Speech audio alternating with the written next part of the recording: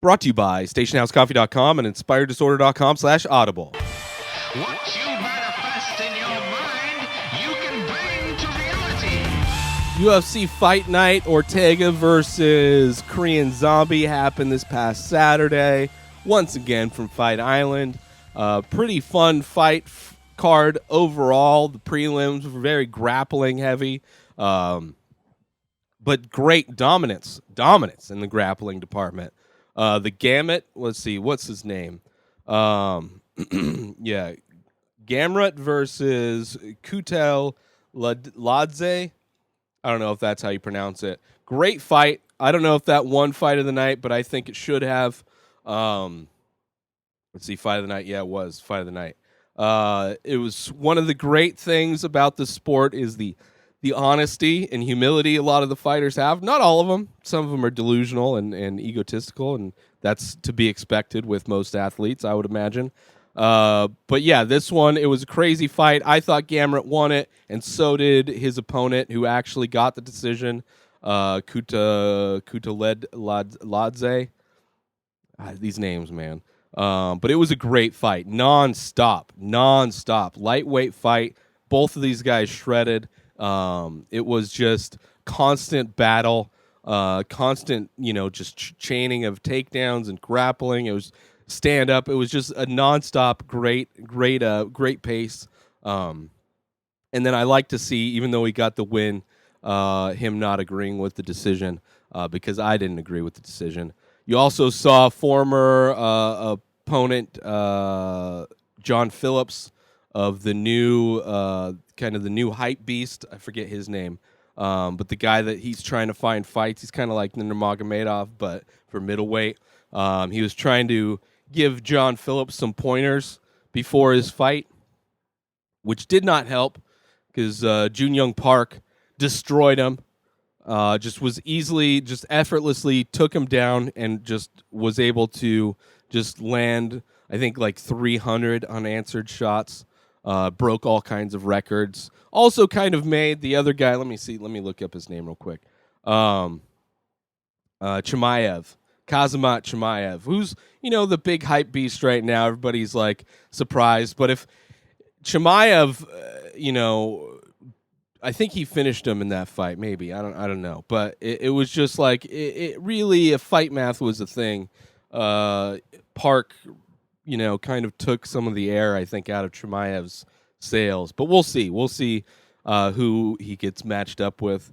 Then there was, of course, there was Robertson, which was another one of the prelim fights, a crazy, just dominant grappling match. Just a great fight overall, the prelims.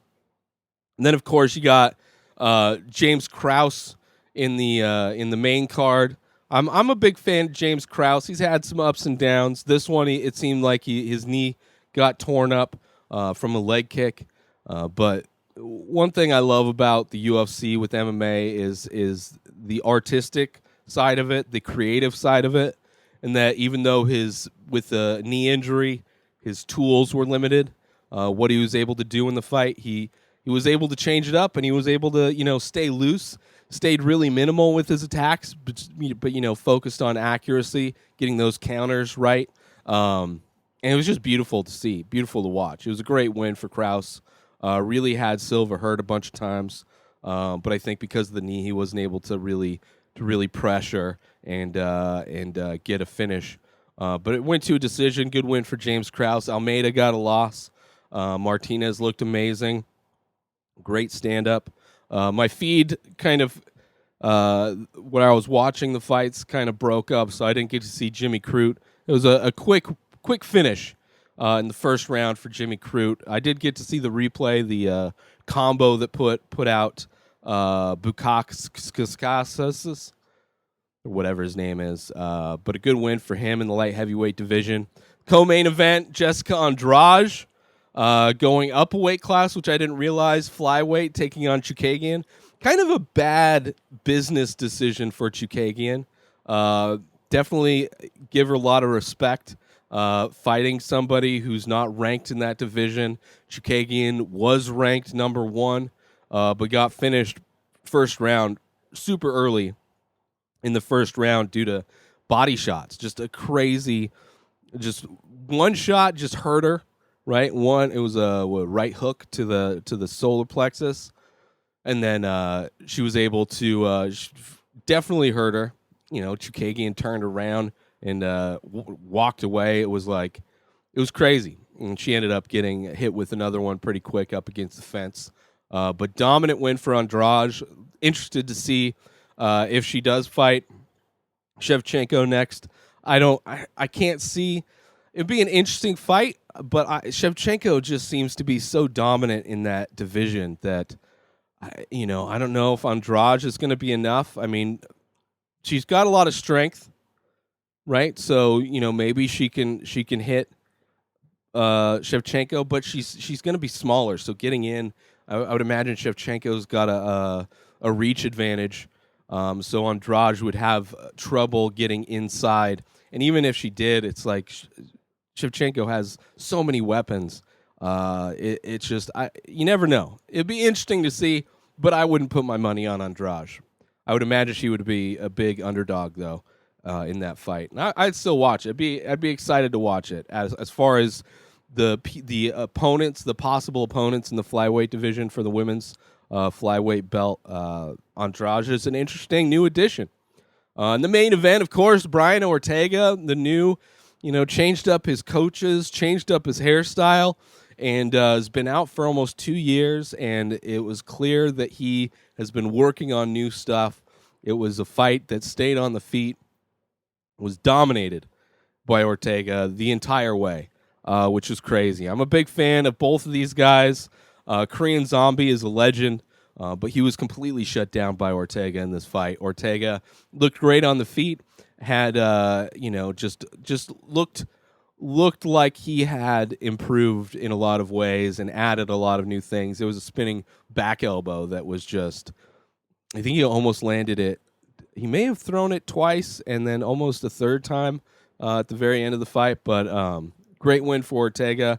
Would love to see him fight for the belt, or even have a rematch with Max Holloway. I think that would be, either of those are fun potential matchups for him.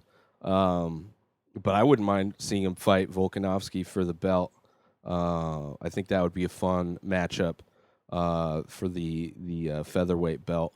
Moving on, next week is pay-per-view UFC 254.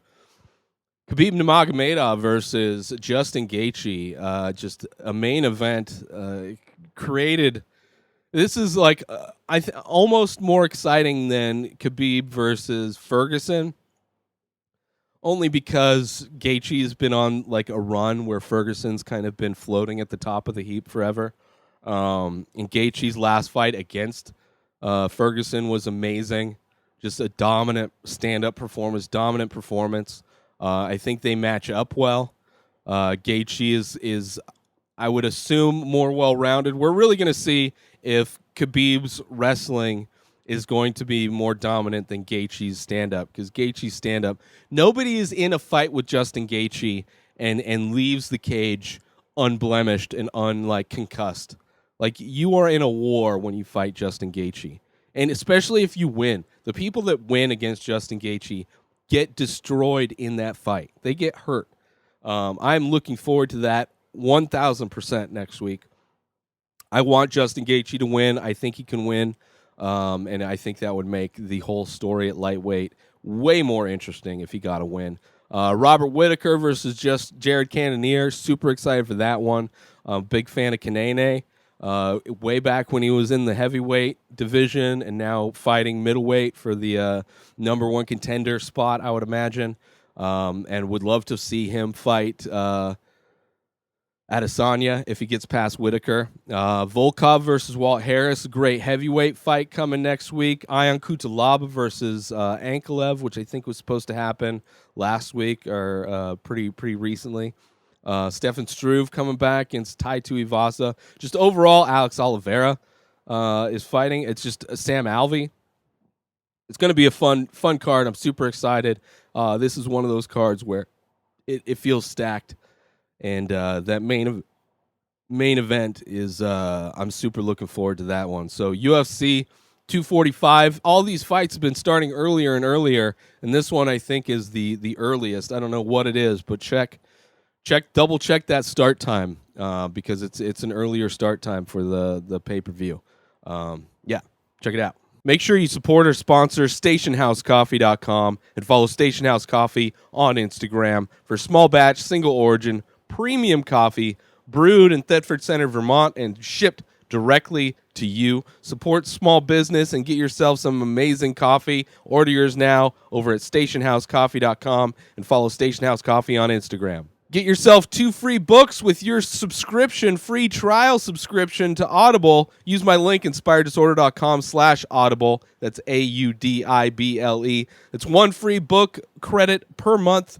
A bunch of Audible originals, guided wellness programs, news, everything for you. But get yourself 2 free books just by signing up through my link, inspireddisorder.com/audible. New episodes of The Ray Taylor Show come out every single day. Subscribe on IGTV, YouTube, and everywhere else podcasts are found.